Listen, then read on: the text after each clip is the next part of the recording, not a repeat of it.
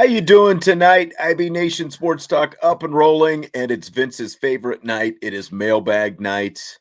Darn right, man. Let's go. Mailbag, baby. Yes, listener, viewer questions, bring them on, and we'll try to answer them. I don't know about you. But you've got even less going on than usual with Christmas break and all that. Kind of great.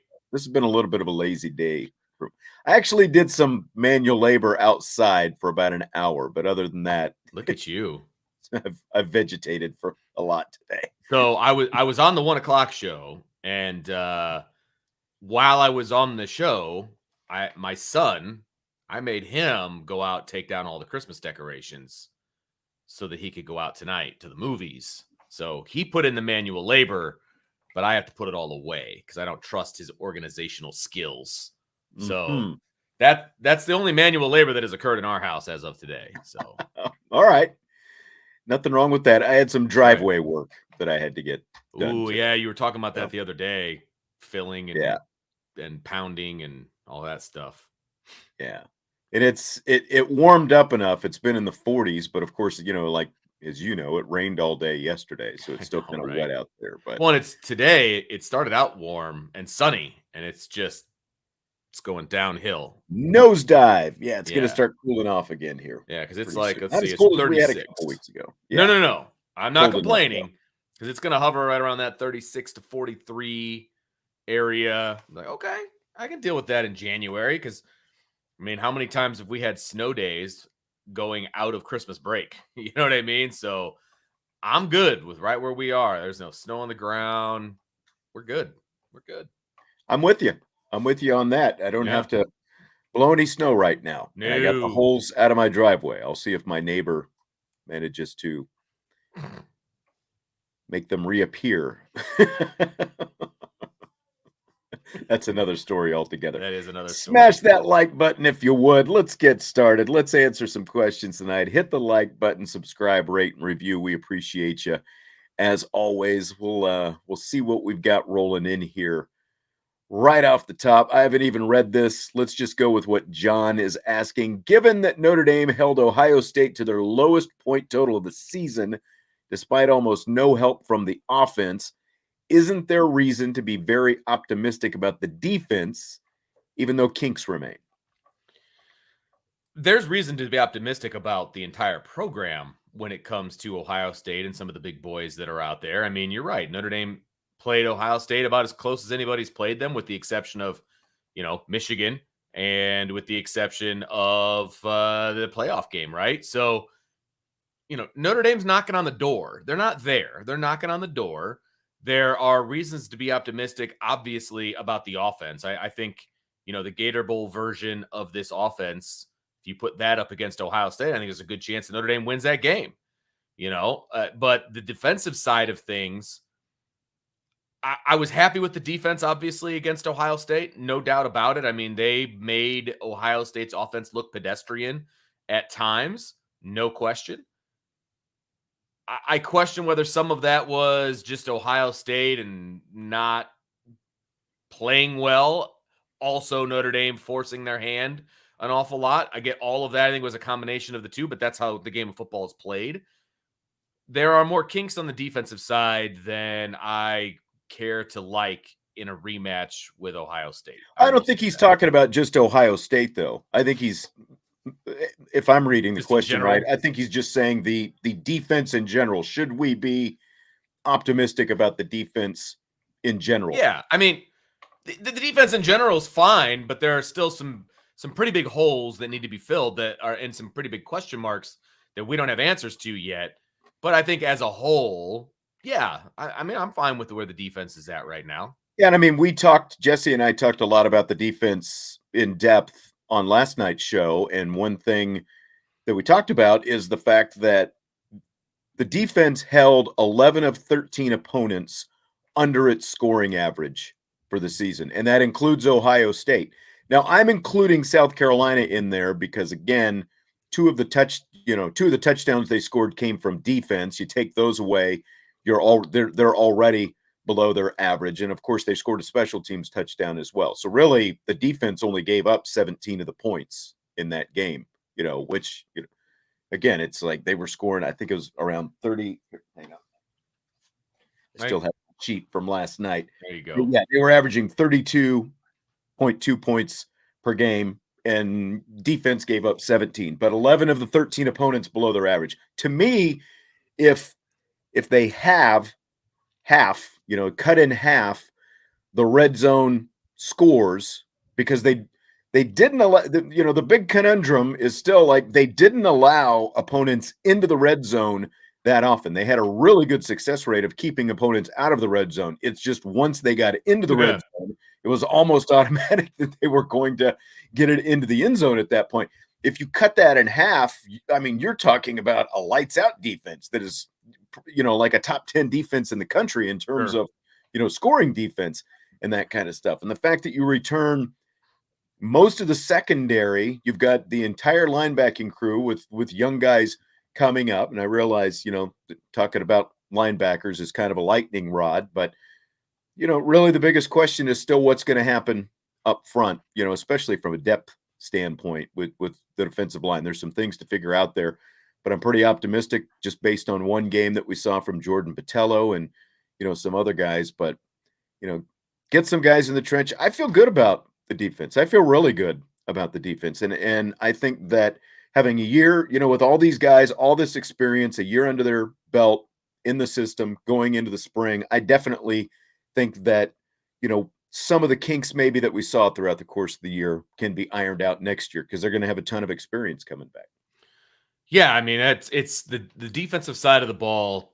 I would say the biggest question mark is the defensive line, and that's for a multitude of reasons. They graduated the all-time sack leader. They graduated Jason Adamalola, who is a high-end defensive line product for Notre Dame, and we don't know if Justin Adamalola is coming back. We've seen some spurts from some younger guys, but then you also have to look at the coaching situation on the defensive line as well. It was subpar. And we, again, that's a lightning rod as well for a lot of fans when it comes to the track record of Al Washington, both on the recruiting trail and the coaching.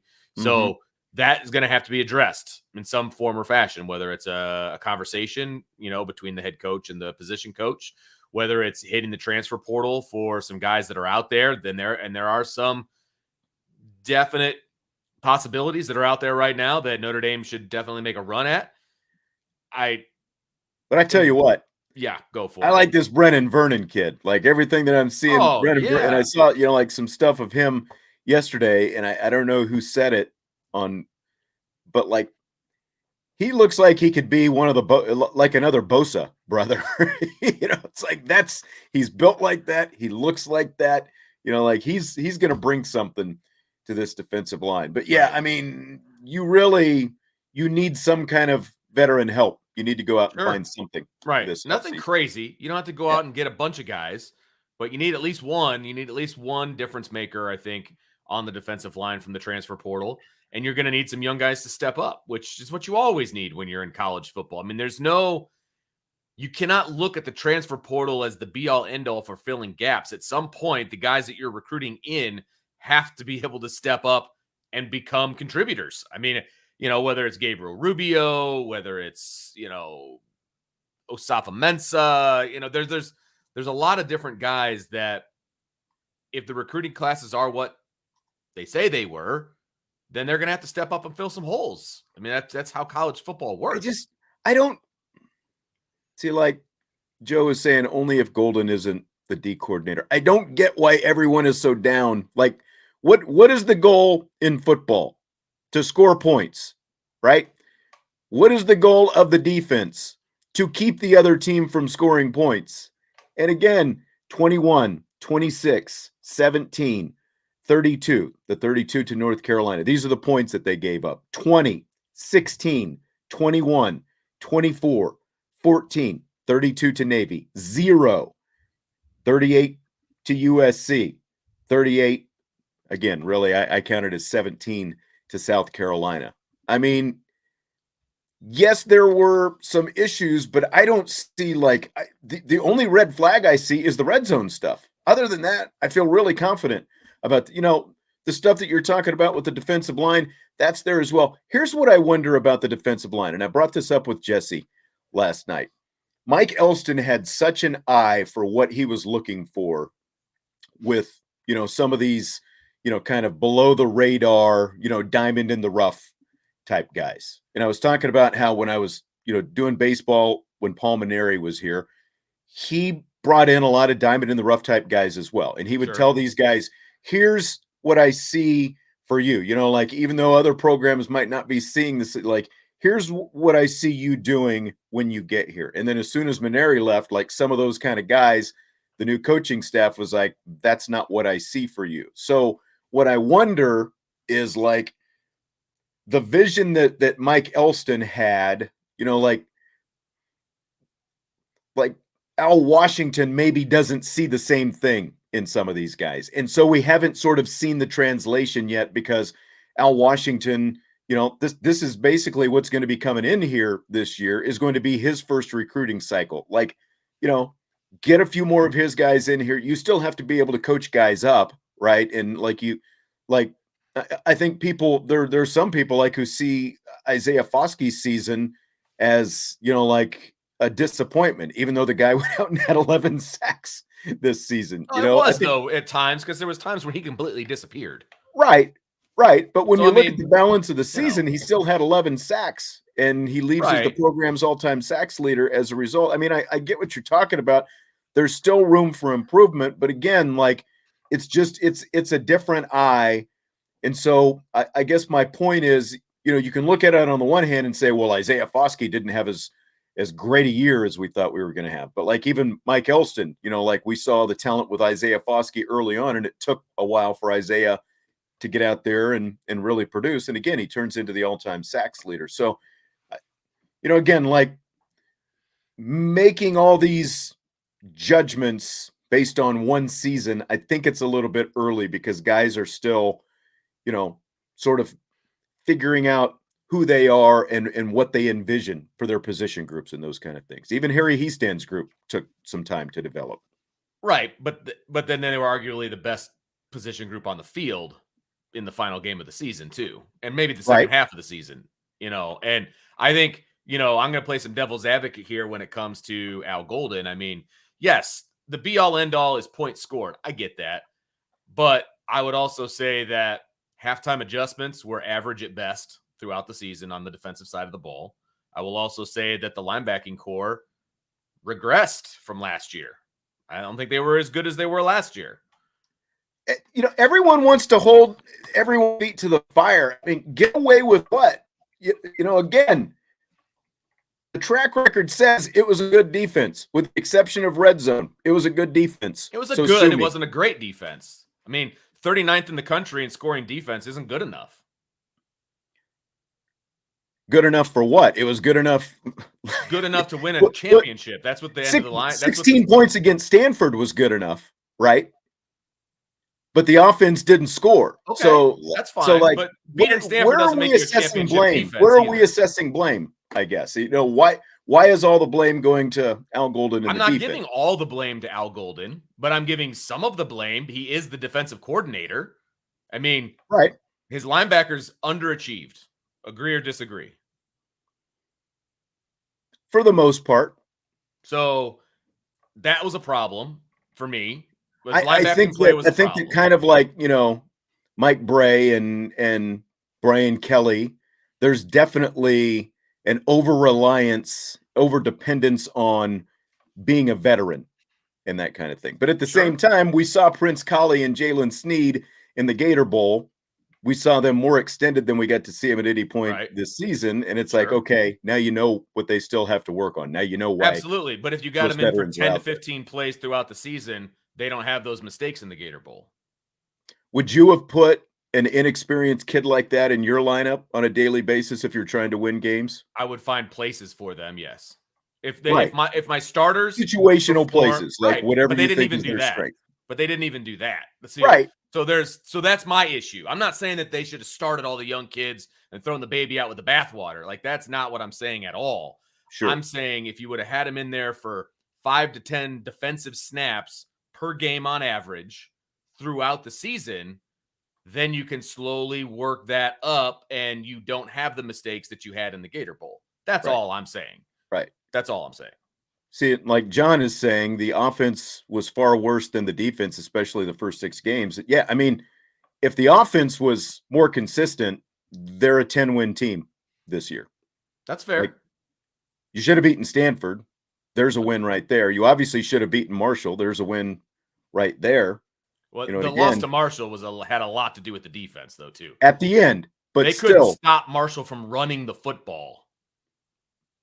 well, I a mean, couple big runs. It they wasn't couldn't just stop Marshall from running the football, which is a couple pathetic. big runs. A I couple big mean, runs. It wasn't consistent that running the football. was that was a very one-sided defensive game plan against Marshall. But you also gave up 26 points, which is not a huge number by any means. That's still like a number you can win a football game giving up 26 points. Sure, I give you that. I give you that.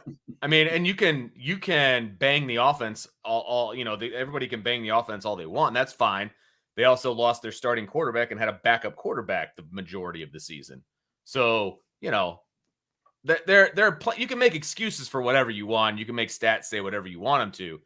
The bottom line is, I think there was a lot of underachieving that occurred during this football season on both sides of the football, and from a lot of coaches at times.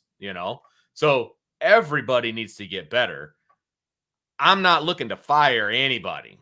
I have no problem riding this entire coaching staff into next season. Right. No problem whatsoever. So I'm not advocating getting rid of anybody. I think you ride every single one of them. Now you have discussions with some of them about what we want to do and how things can look a little bit different and all of those things. But I'm not firing anybody. Like nothing that happened this year was a fireable offense. Right. So, yeah. And again, Al Washington and Mike Elston are two different coaches. We all know Mike Elston is an excellent defensive line coach. And again, he could see things in guys that maybe other guys don't see. I'm not saying that forgives whatever underdevelopment Al Washington had, because it was a question for me, because the guy didn't coach defensive line. He has nowhere near the defensive line experience that a guy like Mike Elston has. But what I'm saying is maybe give it a little bit of time, because now, again, you've got a full off season, his first recruiting cycle. The recruiting part is more disturbing than the actual coaching part to me. Right. I will say that. Right. The recruiting part, especially for a head coach who, big time hangs the hat on recruiting. That's right. I mean, from a defensive line standpoint, right. He was handed. But what I'm saying is the standard that Marcus Freeman laid out for everybody is you better be right. Okay. Yes. He was handed the best defensive line recruiting class in the country, and he let that get away from him. Yeah. And there are outside, influences and all that, but he let it get away from him. So he's got a lot to prove to me on the recruiting side of things as well. Right. Here's a good question. CJ Williams just decided he's going to enter the transfer portal, the USC wide receiver, guy who got away from Notre Dame last year. So DJ says mixed opinions on the board about CJ Williams. Do you guys think Notre Dame should pursue him again? I'll let you answer this one first, because Brian and I discussed this in the earlier show. Okay. So I have no idea what you guys said. Right. So my opinion's kind of out there, but I will let you kind of take first crack at this, and then I'll kind of rehash what I had to say. I'm saying no for two reasons, because as talented as the guy is, one, it's like not quite as dramatic as Peyton Bowen, but the guy obviously went back and forth and then ended up going somewhere else, so you've got that. So after one season, he decides that in that air raid, system that Lincoln Riley has, that's not good enough for him now. So now he wants to bolt. So who's to say he's not going to spend a year at Notre Dame and then bolt? And you still have the whole undergrad thing, that you've got to solve, exactly, what that would look like in terms of trying to get an undergrad in. Might not be as hard after just 1 year, because you're dealing with a lot of prereqs and stuff like that. I don't know. Right. I think there was actually a post on the board that Brian put out, and I agree with it. He's been in college for 2 semesters, right? Maybe even 1 semester. I'm not sure if he was an early enrollee, but those will transfer over. It is the classes specific for once major. You're into your major. Yeah. That's a problem. So Right. after 1 year, I think you got a better shot of getting a kid into Notre Dame because those classes are all the same across the board. It's 101s and that kind of stuff. So that actually, I think getting him in, I don't think would be a huge issue at this point. But I didn't mean to interrupt you. No, I mean that's pretty much my point. That would be, I don't know what else to add to that. Because I didn't really follow his recruitment that closely Sure, and I last don't. year, other Yeah. than knowing that he was committed and then decommitted and then ultimately went to USC. So my thing, and I agree with Brian on this one. I am not. If I'm Marcus Freeman, I am not actively recruiting CJ Williams. If he comes to me and tells me that he's interested in coming back, and he and I have a conversation about commitments and what that means, what it looks like to be a part of Notre Dame, all of those different, like, it's going to be a legit conversation with this kid about what it means to come to Notre Dame, then I would have him back on the team or have him, but we're not doing the I'm committing, I'm decommit. We're not doing that nonsense. Like it's you're all in or you're all out. We got through this year without you. We'll get through the rest of the years without you. The grass isn't always greener on the other side. His stats were like 4 catches for 35 yards this year.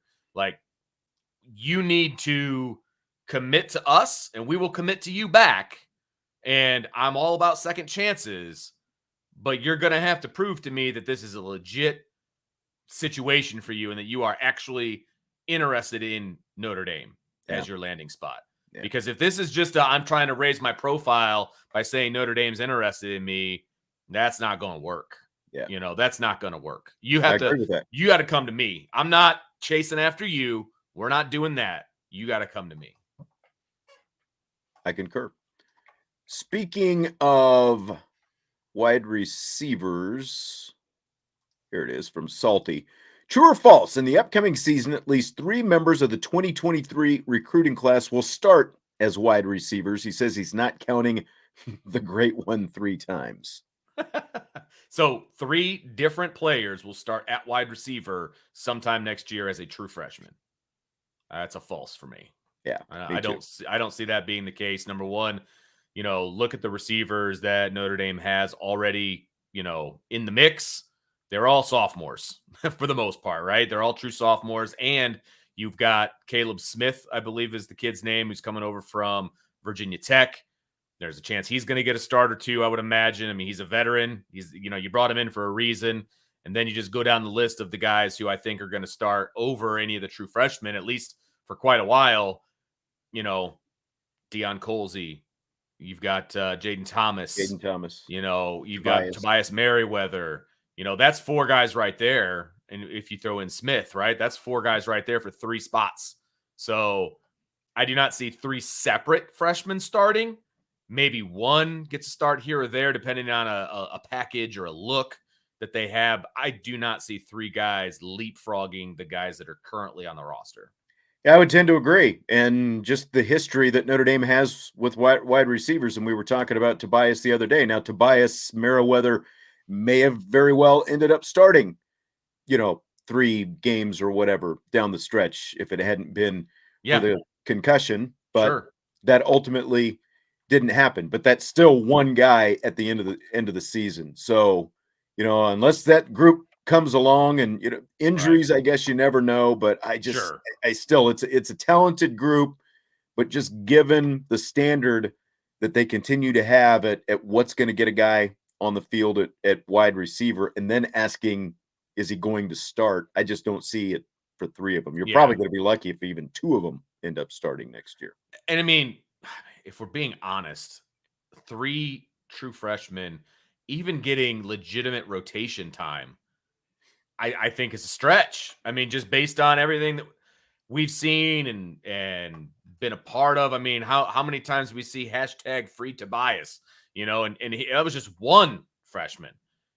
We're really going to see 3 even get meaningful. I'm talking meaningful rotation time when the game is on the line, not in garbage time or, that kind of a thing, but 3 separate freshmen even getting solid rotation time, I think is a bit of a stretch. Yeah, I agree. Joe asked you guys, why do you guys think some fans seem to be apprehensive about letting young talent develop? It gets irritating constantly hearing about going into the transfer portal for things other than depth. Agreed. It frustrates me too, because that's one of the things that I enjoy about coaching high school, and one of the things I enjoy about following a college team is that it's about development. One of the things we talked about with Marcus Freeman is we don't know if Marcus Freeman's going to be a good developer of talent. And if you're not a good developer of talent, you're not going to win in college football. You have to be able to develop. You can't just go to the transfer portal, especially at Notre Dame, to fill holes from a lack of development. That is a quick fix that I don't think is sustainable. Mm-hmm. And it's very frustrating that everybody has their eyes to the portal and they think that's the answer. That's not the answer. You know, it was the answer to get USC to be competitive. Didn't win them a national championship. No, but it's helped. It It's got them helped close. TCU though too. They brought in That's some true. No, transfers as well. absolutely accurate. But I don't think that that's a sustainable thing. That might get you 1 year, which maybe that's all people want. Maybe they want one every 30 years. But that's not going to get you a sustainable run, a dynasty run, if you will. It's not going to work. Yeah, I mean, I think that what happens, to answer the question about why people are apprehensive, is you get caught up with the star ratings and how Absolutely. talented and how great these guys are supposed to be, and then you assume that they should just be able to walk in the door and hit the ground running. But everyone, both mentally and physically, develops at different rates. Like Jesse was here yesterday when we were talking about the defense, and he talked about when he showed up when they had their first defensive meeting and they're doing installs his freshman year. And, this is like a straight A student, dean's list in college and the whole thing. And he talked about just being overwhelmed by how different things are when you're playing at the college level versus the high school level, when so much, especially for these kind of guys who have as much talent as they have, so much of it is simply about being the best player on their team and on on the field on any given Friday night. That's what so much of it comes down to. Now, I'm not saying they're not hard workers or any of that kind of stuff, but there's just so much more from the mental side that has to be processed when you get to college that people don't think about. And, again, like as great an athlete as Jalen Sneed is, he totally blew a coverage against the tight end, in the Gator Bowl on a simple man-to-man coverage thing because he bit on a play fake in the backfield. And then, the guy takes it, 20, 25 yards downfield the other way. They're little things that. Sure. We also had 2 15-yard penalties. Right. Which Again, honestly, I know the second one, he tried to fight a guy because he was getting laid on. I mean, and I get that. I mean, whatever. But those are both of those penalties are, number one, it's like the maturity / experience penalties. That's what both of those are. Yeah. So, I'll just leave it at that. Yeah. Yeah. So we were talking about the defense and the linebackers and everything else. Brian wants to know, who do we blame? Who or what is to blame for the poor linebacker play throughout the season outside of number 10, Prince? Which linebackers showed promise for next year? Well, we just talked about one, right? Jalen Sneed showed plenty of promise for next year. I mean, there's no doubt about that. I mean, the young linebacking core. I mean, Junior Tuihalamaka got a ton of playing time in the Gator Bowl, and I thought he did fine. He I don't know if he got credited with any hurries, but he was definitely in the backfield making Spencer Rattler think twice about going to his side. So I don't know that he stays at Viper. Maybe he rotates back to linebacker. I don't know what his future is, but I still consider him a linebacker. So, I mean, those 3 guys right there show plenty of promise for next year. There's a lot of youth and a lot of talent in the linebacker room. So I'm not worried about that part of it. Who or what do you blame for the linebacker play? I mean, you got to start with coaching, I guess. I mean, you've got to put it on their position coach because there was a regression, even with JD Bertrand. And again, like with Al Golden's system, and I think what was a more complex system. It was the third system that guys like Bertrand Good and point. Leofau and Kaiser have played in the last 3. Good For point. any veteran, their third defense in the last 3 years.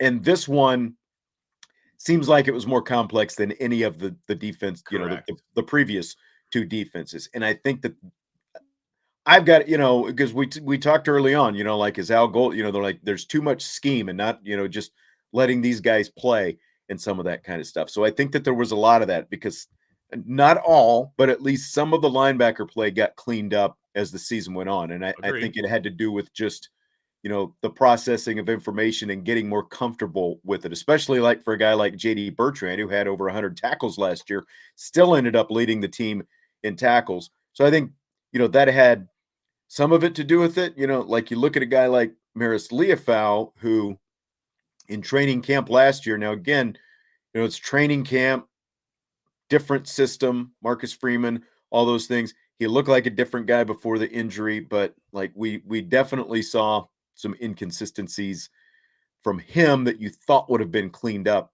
by where he is. And I think that like if you look at all of the linebackers, he's probably the one that frustrates more people than not.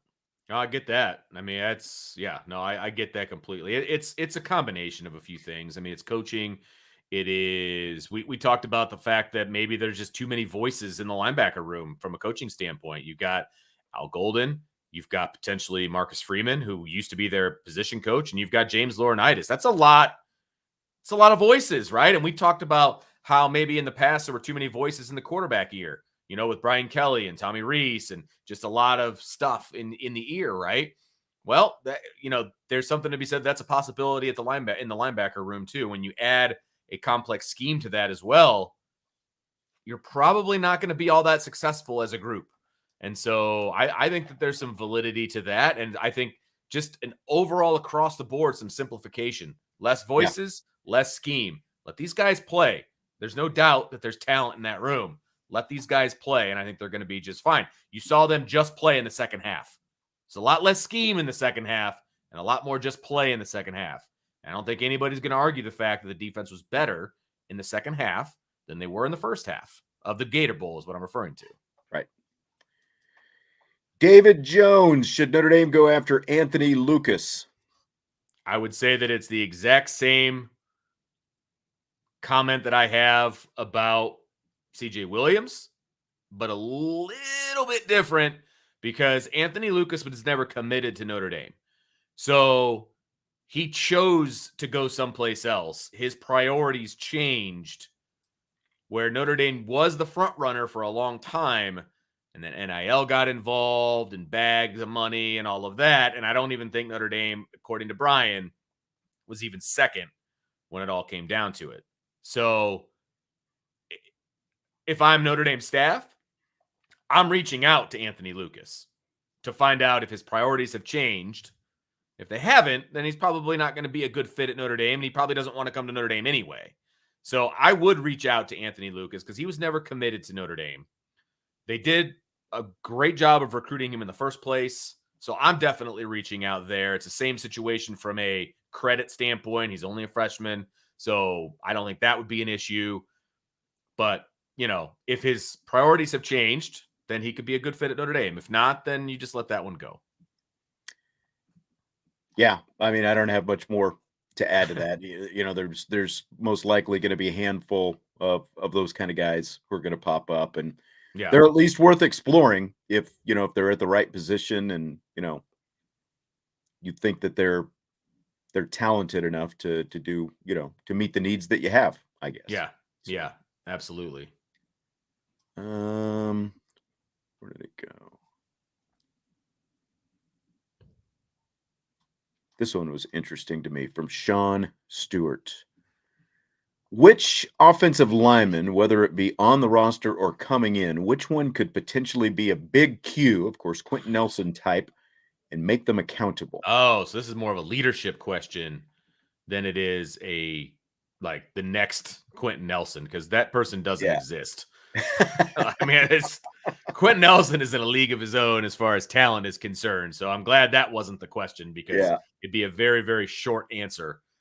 As far as from a leadership standpoint, it's a good question. Because I know Brian tells the story all the time about how Quentin Nelson would hold people accountable, and if you don't want to do it this way, then we don't need you around, kind of a situation. Mm-hmm. And that's important. I don't know if, for example, it seems like Joe Alt's a little less outspoken. So I don't know that it would be him. And I don't really know enough about the younger guys that aren't playing Yeah, yet. I mean, that's Zeke the Correll is problem. not an outspoken guy. I don't believe Fisher's an outspoken guy like that, So that's going to be tough for me to come up with somebody, because I'm just not familiar with the personalities of a lot of the guys that haven't played yet either.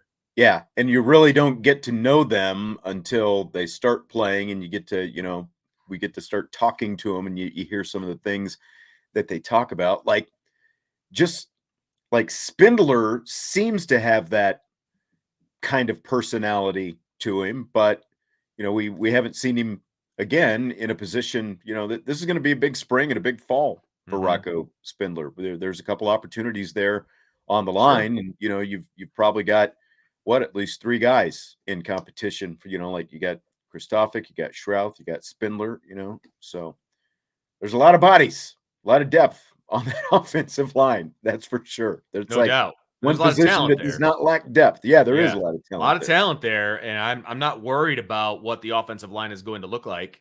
I'm not, because the great equalizer in this whole thing, if you want to talk about holding people accountable, his name's Harry Heastan. He's going to hold everybody just as accountable as they need to be. But Yeah. you also need somebody. I agree that you also need a player leader to be doing that as well. I'm just not sure who that is. So, you know what? Bring that question back on Friday when Brian's in here, because he knows some of these younger guys from a recruiting standpoint better than I do. He might be able to answer that a little bit better than we can. Yeah, good call. Good call. D-Rock, some head coaches take and coach a positional group. Did Marcus Freeman coach a positional group this year? If not, could Freeman take the linebacker core? I mean, he's a head coach. He's not going to coach a position group. There's not a lot of head coaches outside of like the lower divisions that coach a position group. That's just not realistic from a time constraint Usually standpoint. it's like when Brian Kelly would coach the quarterbacks, or like Right. Lincoln Riley, those kind of things. It's like it's Yeah. usually the offensive guru type guy who's And coaching it's a a position. quarterback. That's one dude.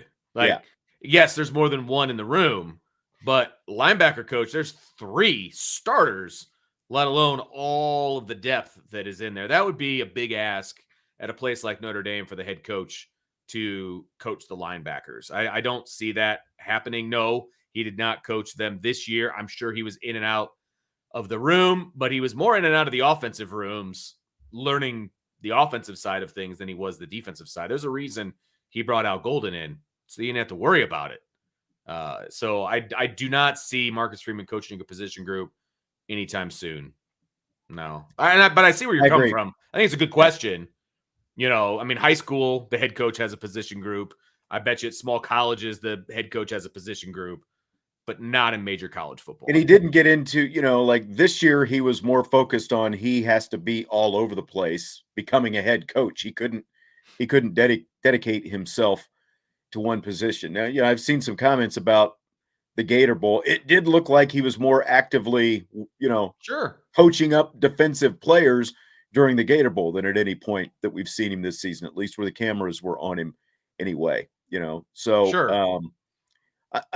I think especially in the spring, maybe he can, if he feels like that's an area where he can get in there a little bit more. But I would not see him taking over a position group. I get what you're saying, because that obviously is where he comes from, but I don't think so either. I don't think it's going to happen. Yeah, and I want to look this up because I don't want to be wrong when I say this. So I'm kind of in the process of looking this up. Somebody put in the chat that Nick Saban coaches a position group. He does and he doesn't, if I'm not mistaken. Does he work with the corners? Yes, but I'm pretty sure he's got a corners coach. He's got Tavarius Robinson is the cornerback coach. So, and then Charles Kelly is the safeties coach. So, I mean, there's coaches that coach those groups.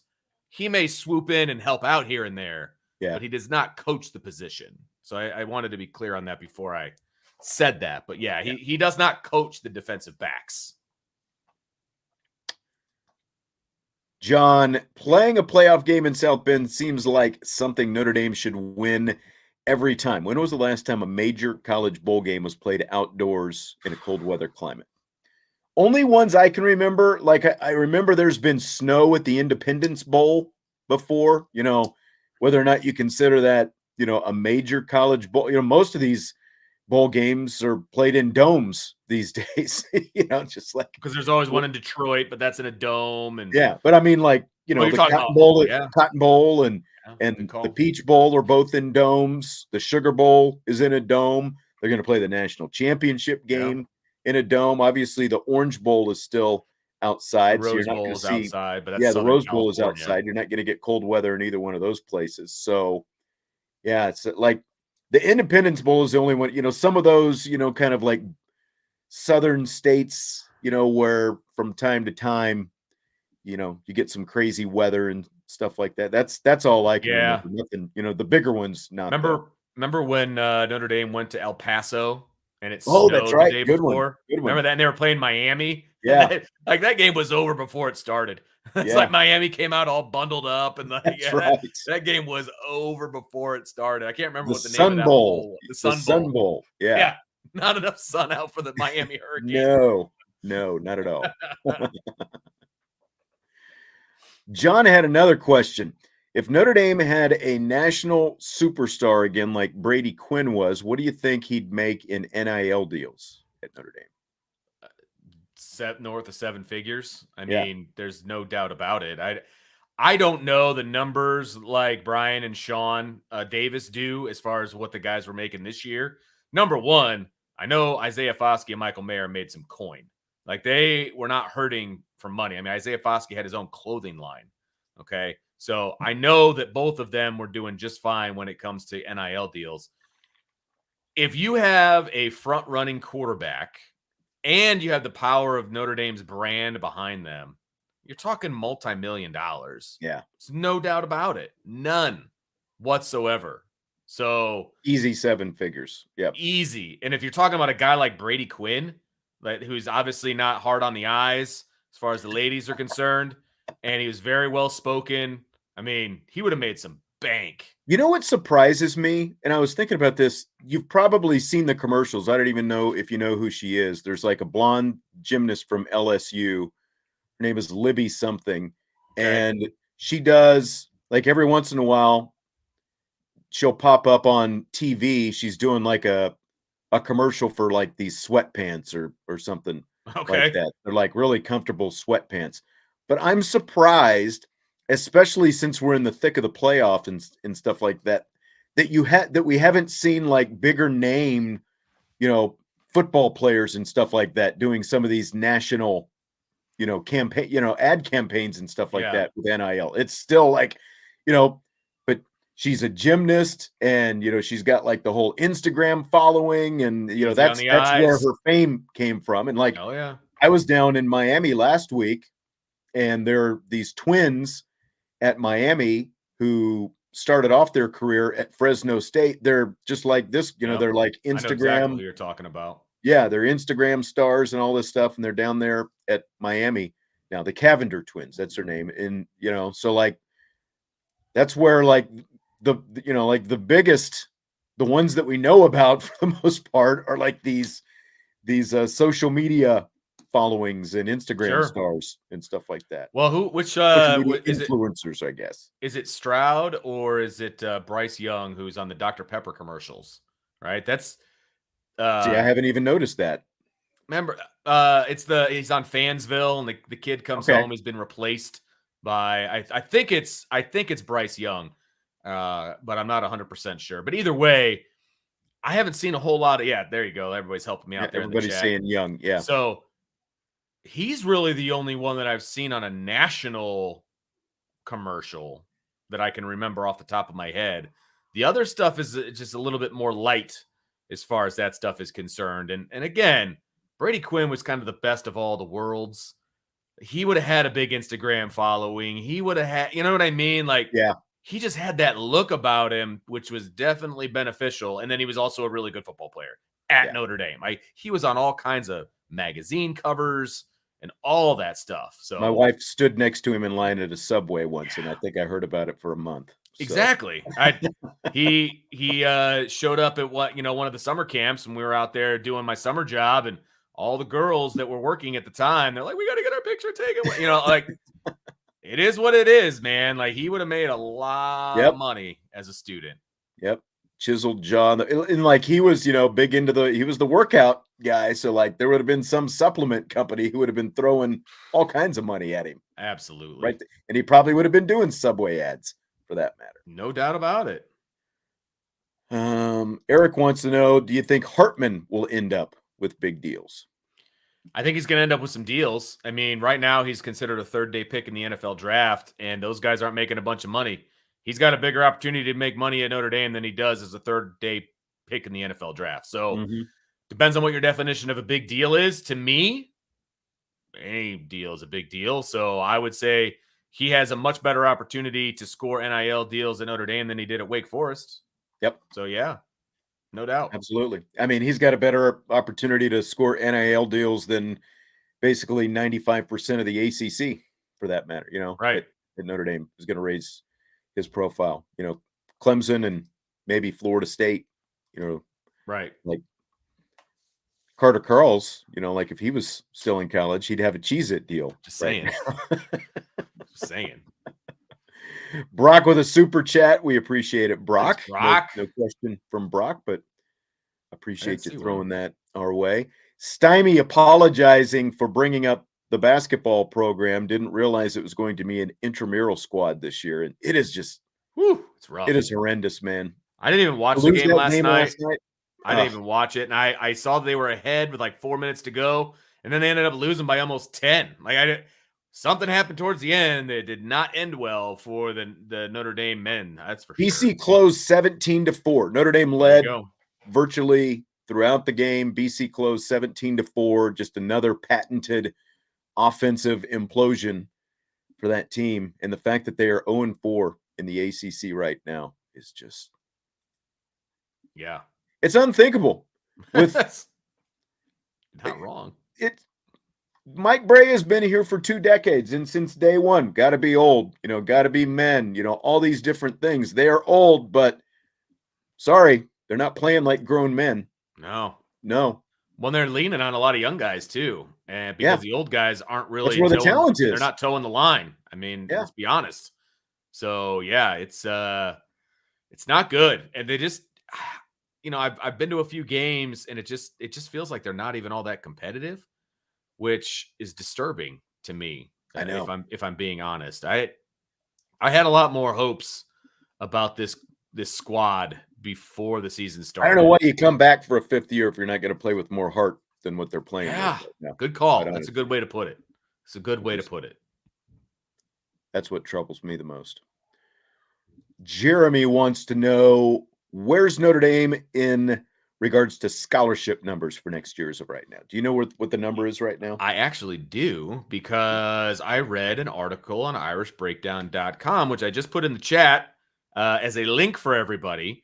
But as of right now, I believe they are sitting at 88 scholarships, but that obviously does not take into account the 89, excuse me. They're at 89 scholarships. That's actually changed since the last time I looked at this article because of transfers and all of those different things. So they're right in the wheelhouse of where they need to be, because I think there's going to be some guys that are going to be moving on, whether it's forced or otherwise, or NFL draft, or however you want to put it.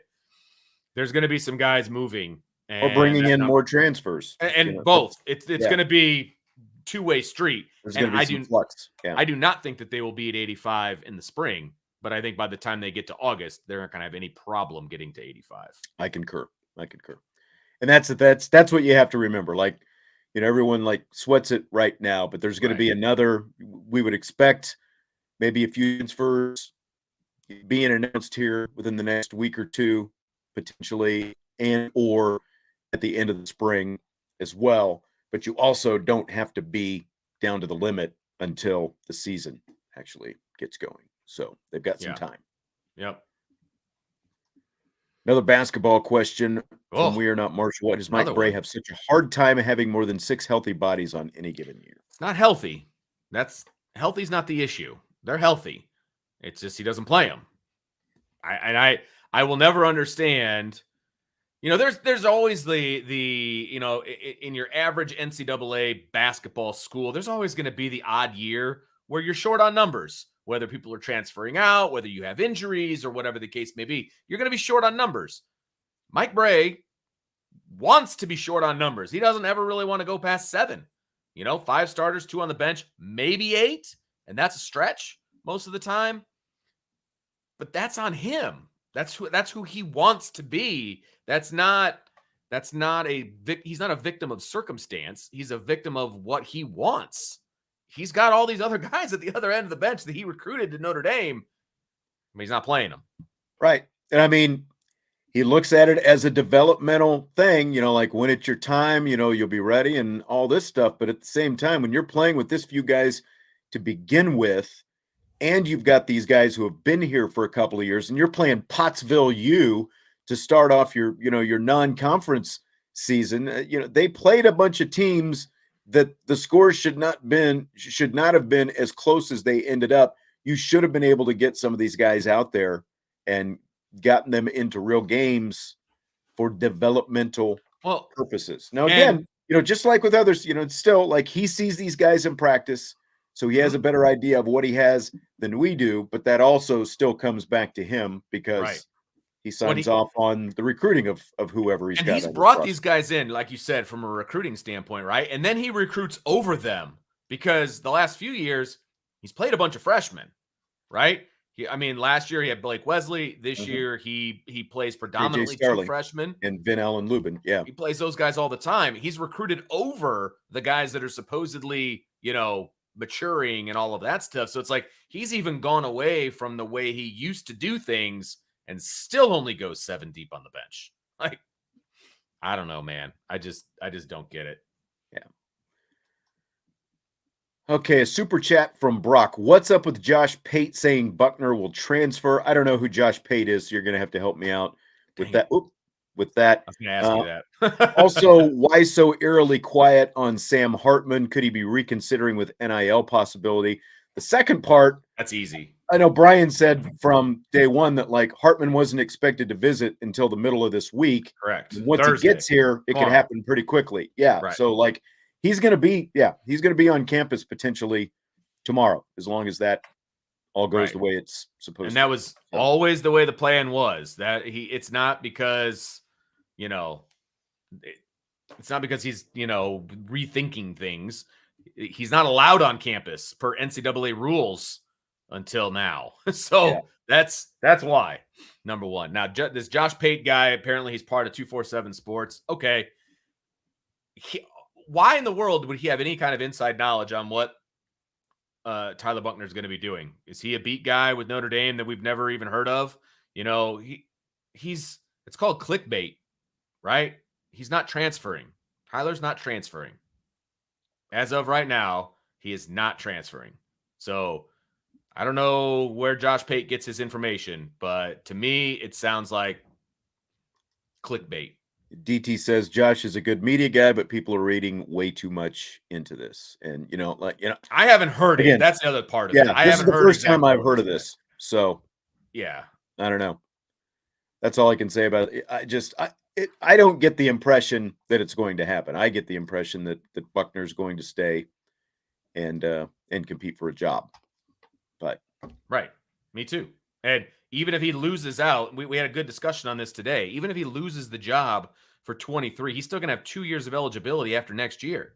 Why would he leave and not have the opportunity to start at Notre Dame for 2 years? I don't. Maybe he would, but the path to stay at Notre Dame, have another year in the offense, have a role in the offense next year, even though Sam Hartman would be the starting quarterback or whoever it is. Why would you leave? I don't see the point. I'm sorry. Yeah. I mean, Sam Hartman had to miss part of this season as well, with the whole. Good call.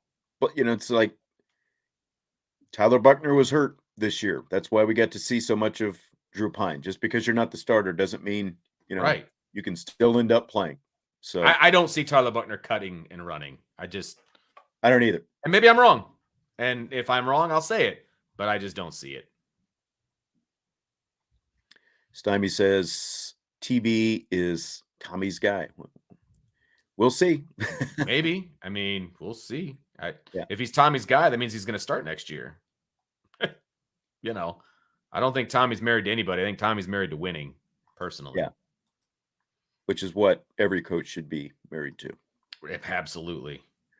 Gavin wants to know what we think will be the most hostile environment Notre Dame plays in next year. I can't see any being more hostile than Clemson. That would be my I don't even know if there's a close second. That would be my pick as well, because Ohio State is at home. The Right. USC is at home. Right. There's they're going really to Stanford. That ain't going to be. No, the farm is not a hostile. Any place that's called the farm is not going to be hostile. There is an opposite of hostile in college football. Yes. It is Stanford. Yes. So yeah, I don't see that being the case. So yeah, it'll be Clemson for sure. Yeah. All right, a lot of good questions. A lot of good questions today. Thanks everybody for bringing the heat. I know. I just realized I don't think that I've got my file opened up with my questions for you tonight. Got to get this open. I'm ready. And in the meantime, are you ready for rapid fire? I'm always ready, Sean Stiers. Let's do this. Let's do it. All right. Fill in the blank, Vince. Besides Tyler Buckner, the Notre Dame player who impressed you the most in the Gator Bowl was blank.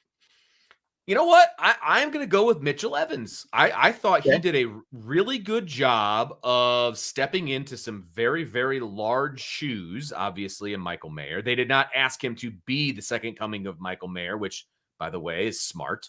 But he was able to do a lot. I mean, he had a crucial third down catch. He had the go-ahead touchdown. And I thought he blocked really, really well. And I think he had like triple the amount of snaps that he's ever put up in one game. And to do that, for one game is impressive. I mean, he was impressed. A lot of 11 personnel in the Gator Bowl. And so that was impressive too. I mean, he was the guy that they were counting on. So I'm going to go with Mitchell Evans. I was very impressed by him. Yeah. John liked Braden Lindsey. I think Braden Lindsey, showed a lot of, between the long touchdown pass from Tyler Buckner and of course the fake punt, and Lindsey showed up. It was good to see him able to make some plays. Yeah. No. The difference for me is Lindsey has been doing that all season. No, yeah, and I don't mean that when I said no. Right. Like it wasn't like he didn't show up before, but because we said this the other day, what a difference a quarterback can make. Buddy, who can get him the ball. No doubt. Because the other quarterback was not going to make that throw on that touchdown pass.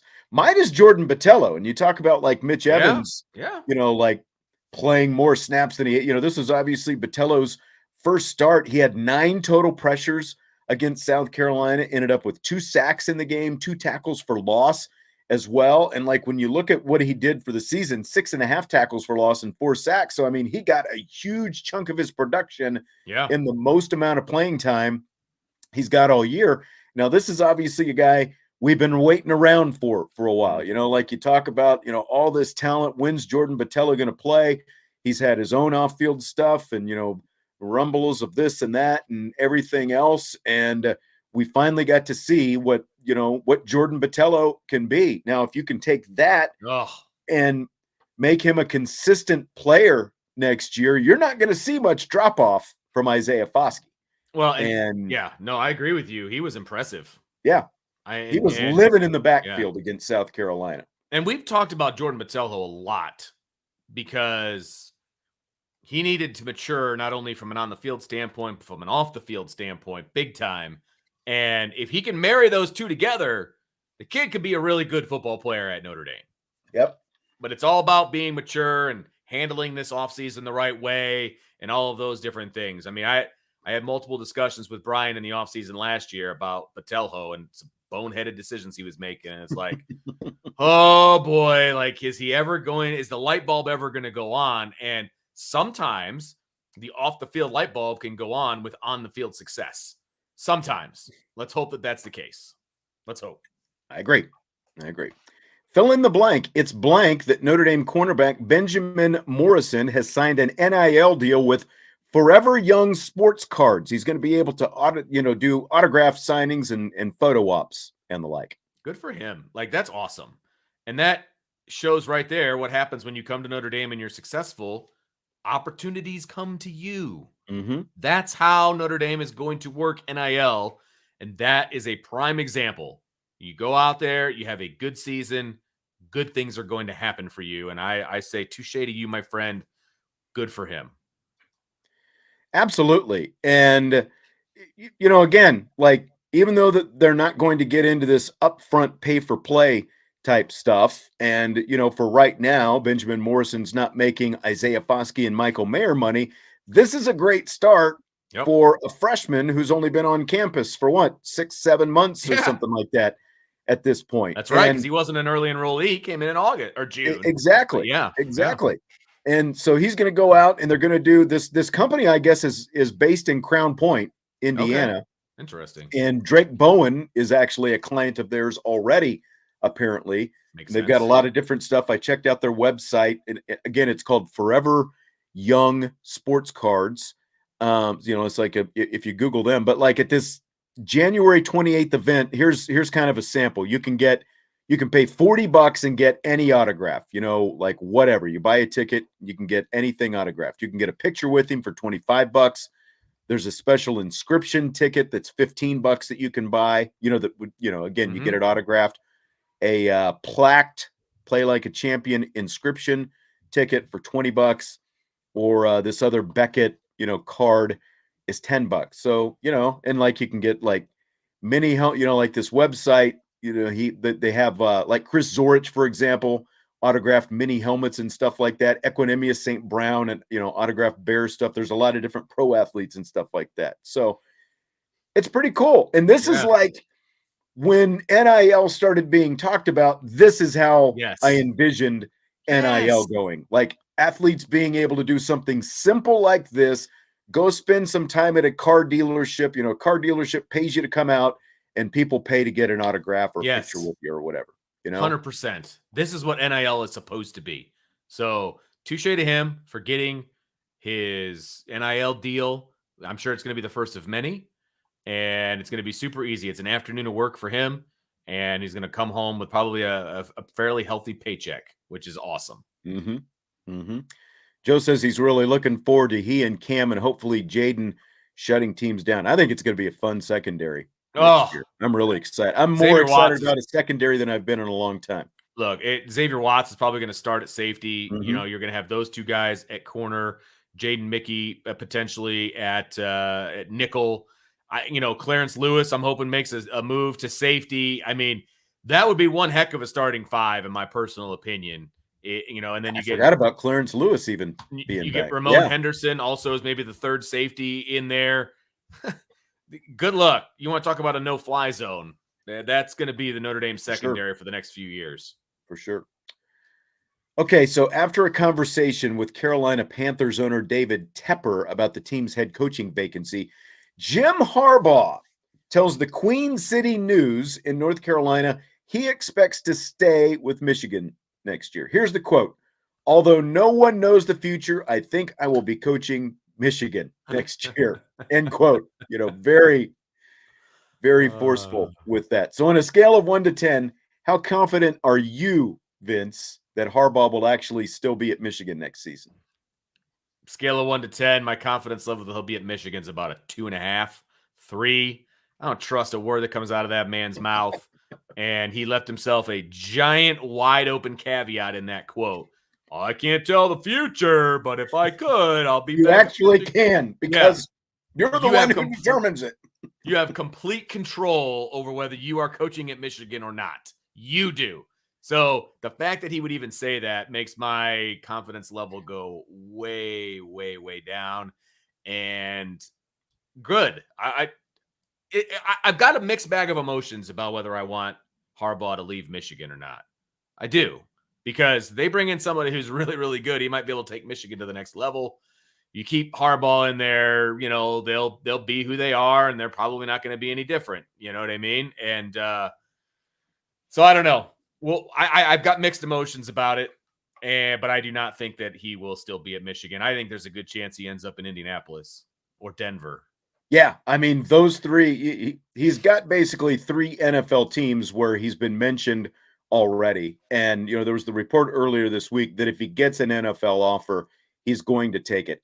He wants to be in the NFL. If the Yes. Vikings had made him that offer last year, he would be with Gone. the Minnesota Vikings right now. Like, to me, now the Colts still have to figure out who their quarterback is going to be, but they should get a high enough draft pick that maybe they get a good one. But they're built to play his style of football with the offensive line and Jonathan Taylor. They can be a good defense, if they, kind of flip things around a little bit. There's been a little bit of regression there, but like the Colts seem like a perfect fit, even though you have Jim Irsay, who's very basically like Jerry Jones light, I guess in terms obviously of the way he wants Mm-hmm. to Oh, meddle yeah. around and stuff like that. I think he's as much, if not most, to blame for their problems as anybody. But I just Jim Harbaugh wants to be in the NFL. I think he has reached his ceiling at Michigan. I think he has reached his peak there. I think that he turned that program around, winning back-to-back Big Ten championships, Sure. getting them to the college football playoff. And, I think that he wants to get back to the NFL. He's talked about the Super Bowl and being as close as he was to winning a Super Bowl. I think that is ultimately what he wants to do.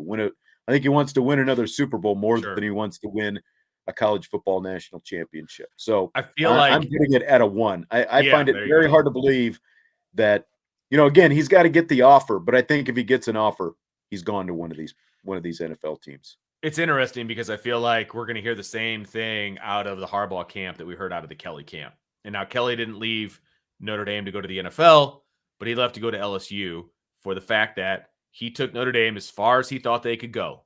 And he's got a better opportunity at LSU. I think there's part of Jim Harbaugh that thinks he's taken Michigan about as far as they can go. They've beaten Ohio State 2 times in a row. They've won 2 back-to-back, Big Ten championships, and they've lost both times in the college football playoff. And let's also not forget, and this is the nicest thing you'll ever hear me say about Michigan, they treat NIL the same way Notre Dame does. They're not going to be writing blank checks to kids. I give them a lot of credit for that. That's just not who they are. And I'm sure that part of Jim Harbaugh sees the writing on the wall for the way college football is going. And he's also thinking to himself, I can't go any further with the way things are trending in college football. Now's my chance to get out and go to the NFL. Yeah. Like Derek says, he doubts he wants to recruit with NIL or deal with the portal, and I'm sure that those are both big factors Right. as well. I think that definitely plays into it. Yeah. Michigan's just not going to get involved in the NIL battles. It's Yeah. not. Program's a lot different, and he's obviously already shown, when he took over the 49ers, there was a reason he got the 49ers job. They were down and out when he took over, and he got him to a Super Bowl and a couple more NFC championship games as well. So with everyone's favorite quarterback, by the way. So Everybody's favorite quarterback. that's right. Okay, so the NCAA's Division I Transformation Committee is looking at various changes to college athletics. Among them, allowing up to 25% of certain sports to compete in national championship events. Among them, basketball. So the possibility is there that the NCAA basketball tournament could expand to 90 teams. You can see by the look on your face what your answer is going to be. But Vince, you buy or sell it? Oh my gosh. That's a huge sell. That's the everybody gets a trophy rule. Thank you. I get the points right away. I knew this was going to come right out of your mouth. It's horrible. Horrible. If this was that one show, They on would have been ESPN, saying give me the that points. 40 years ago when they expanded it, from 32 to 64. Oh, everybody gets a trophy. Give me the point. Give me the watering point. this tournament down. If they did that to college football, there would be 30 teams in the playoff. Is that what we want? Well, I mean, people are already complaining. I think it comes to 12%.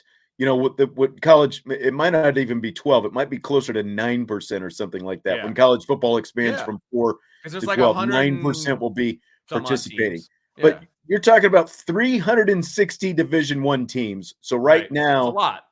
Yeah, it is. And A that's lot. why, that's why I think they're looking at, well, with 25% expansion, allowing 25% of your 360 in, and you've also got all these schools that are transitioning to Division 1. You've got Yeah. more of these Division 2s moving up all the time, so the number keeps growing. You're only talking about expanding the field by 22 teams.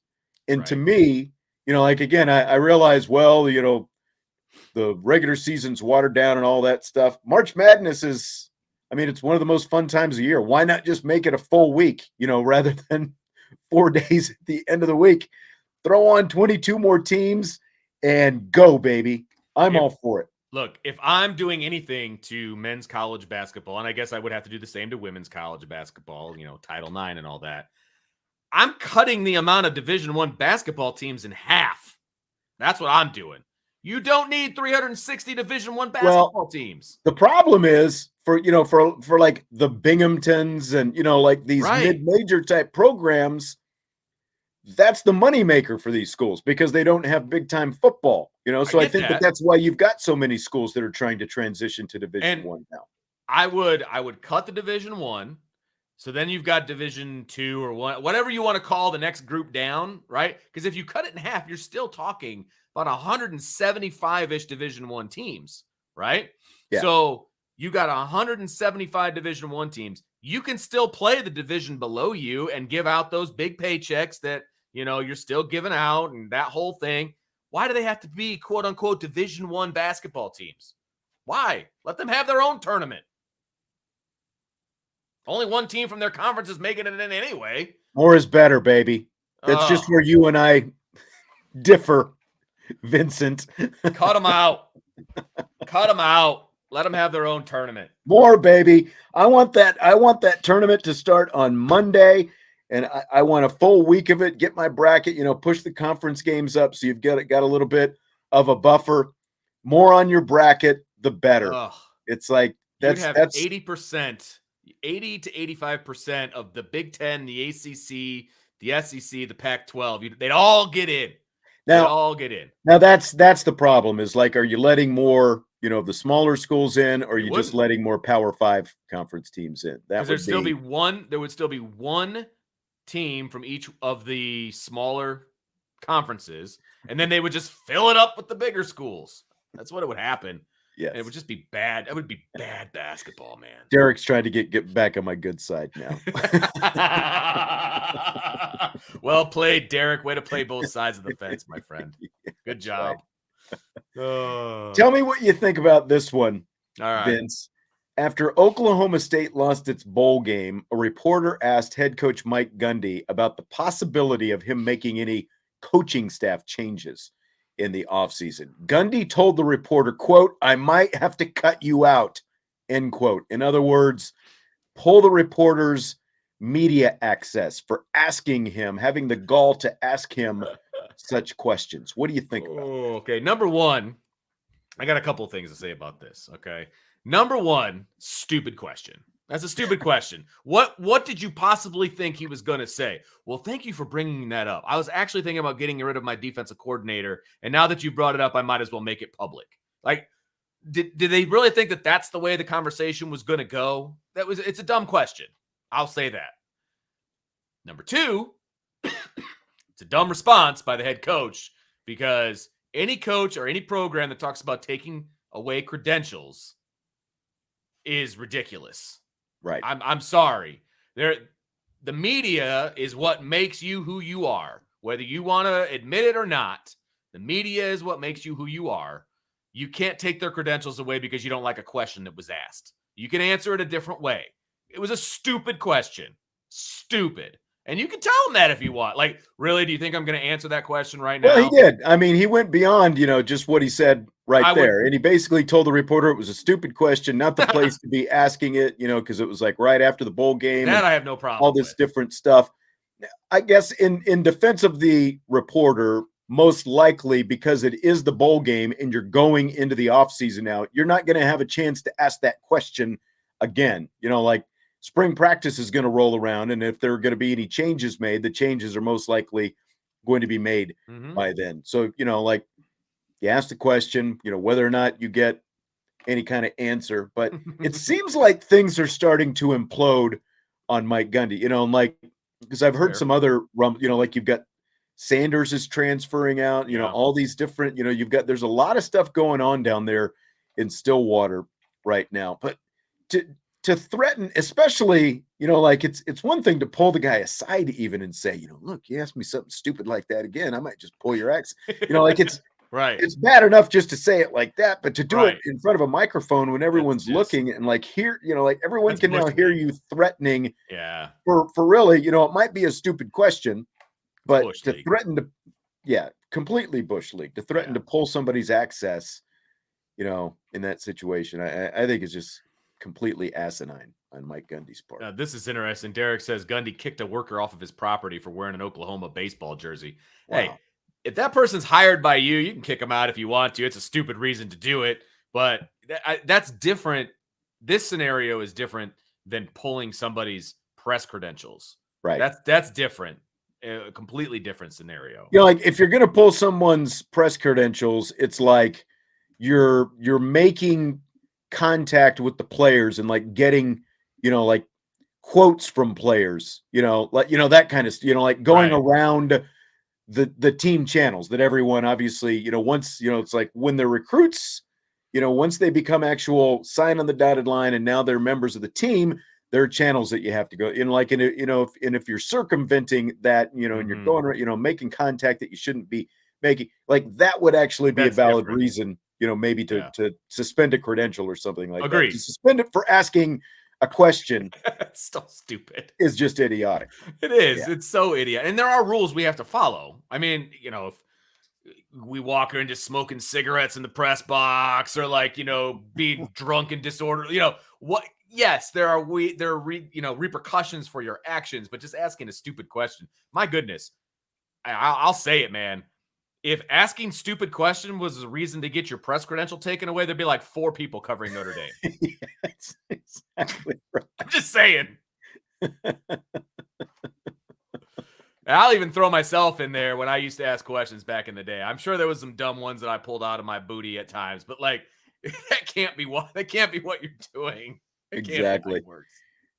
Joe says the reporter missed a golden opportunity to ask Gundy when he was going to travel back in time to return the hairdo. Now that might be press credential taking right there. The 80s called and they want the mullet back. Yes. All right, I saved this one that came in earlier from Zach. He said, given both of you are broadcasters, who are your broadcasting heroes of folks that you looked up to? You're going to have 1,000 times better answer to this than me, so I'm going to go first. I do not consider myself a broadcaster. I consider myself somebody who likes to have fun with one of his good friends and happens to talk about sports on the radio. Okay. I am not a trained broadcaster, so that is not something that I, was looking at when I was going through my formative years and like listening to guys. And I know that's different for you because this is what this is you. This is what you do for a living and what you've always wanted to do for a living. You went to school for it, etc. So I don't have a good answer to this. Obviously, I grew up listening to Cubs games on the radio and on TV. I love listening to, oh my gosh, now his name has finally escaped me. The play-by-play guy for Notre Dame on the radio. Roberts? Tony Roberts. Yeah. Thank you. We had him on with us once. Yes. Remember that? Yes. During a baseball game. Love Tony Roberts so incredibly much. Like to me, he's the god of play-by-play when it comes to Notre Dame football. I love listening to him. But again, I wasn't listening in the same way that you do. So I will give the floor to you, my friend. Yeah. Well, see, and I'll say this. I was not one of these, like I grew up with a tape recorder, like sitting there in front of the TV, like, I'm going to be a play-by-play guy. That was just like, that decision actually didn't come to me until after I was, like out of the Army and in college is when I started pursuing that. It was actually, like through, sort of like some kind of prodding by some friends are like, you know a lot about sports. You had to, like maybe think about doing it for a living. I was like, well, maybe that's not a bad idea. And so kind of went down that road. But as far as growing up, the guys that I listened to the most, Denny Matthews and Denny Treese, they were the Royals guys, so like I would hear them all the time. Harry Carey was actually, like I used and like not that I imitate Harry Carey by any means, but I heard an interview when I was in college, after I'd been listening to Harry Carey, and the biggest thing that he said was be yourself. And so like that's some of the best advice that I think you can get.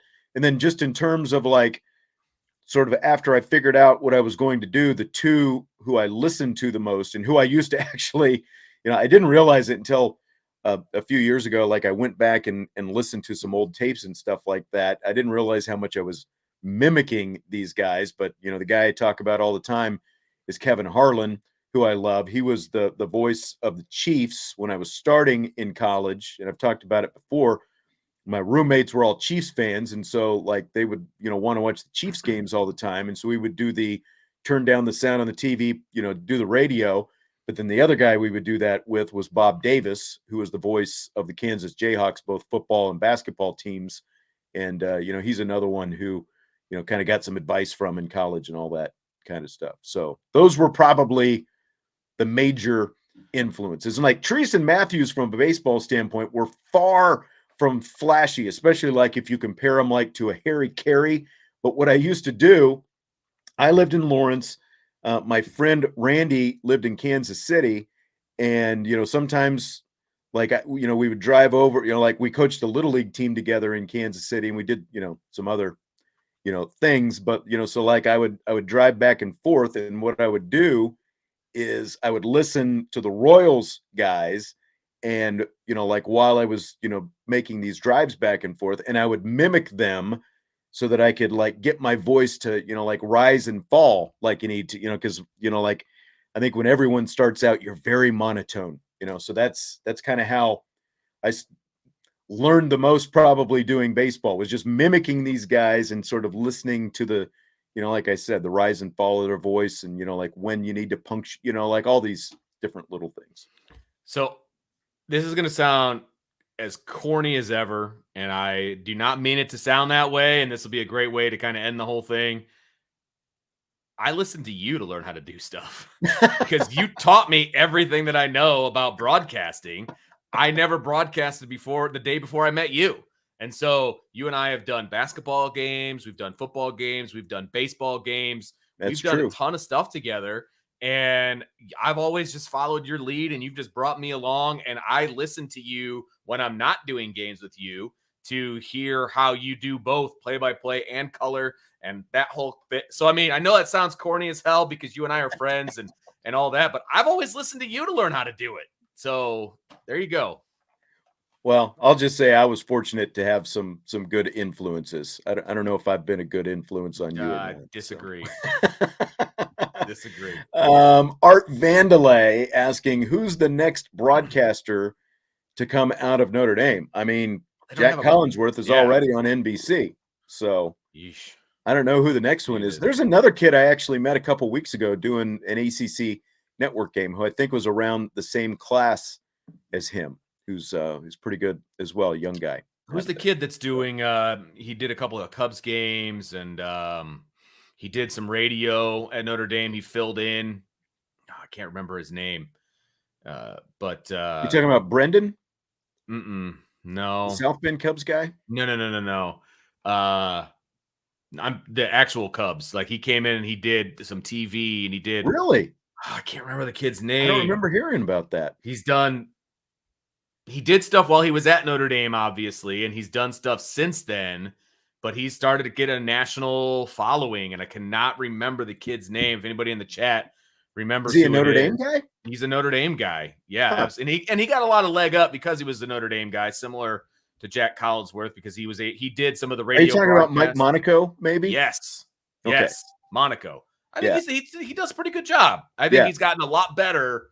He does a lot of ESPN stuff, and he's also, I think he does like a Red Sox AAA maybe in Pawtucket, and he fills in for the Red Sox. And he got a lot of opportunities during COVID because he was doing a lot of stuff from his house and things like that. I heard an interview with him after the fact. So he got a lot of opportunities because of COVID, which I thought was pretty cool. So he's good. I think he's pretty good. I think Mike is pretty good.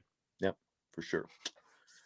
All right. Well, I think that's going to do it for tonight. And I just saw something here. Yes, this is Syracuse has the broadcast market cornered. Like if Not you think of wrong. announcer bias, if you knew how many Syracuse broadcasters there were that you hear and see on TV every day, you would probably be talking a lot more about Syracuse bias. Hmm. But there's a Big lot of time. them. They're out there. They got a great broadcast. They do. Cool. I mean, Yep. yeah. Yeah. What's his name? The White Sox guy was a Syracuse guy. Why can't I think of his name right now? I can see his face, but he does ESPN and stuff like Yes, that I know as well. exactly who you're talking about. He does the Jason Benetti. Jason. Yeah. Jason. Yeah, I like him too. I think he's good. I Yeah. actually like him. Yes. All right. Well, that's going to do it for tonight. Good participation in the mailbag Yeah, tonight. baby. We had a lot of good stuff. Vince, good talking to you as always. Yes, sir. I'll talk to you Friday when we've got our Friday rapid fire. And in the meantime, everybody be sure to hit that like button and subscribe to the channel, rate and review on your podcast channels as well. And we will talk to you tomorrow on IB Nation Sports Talk.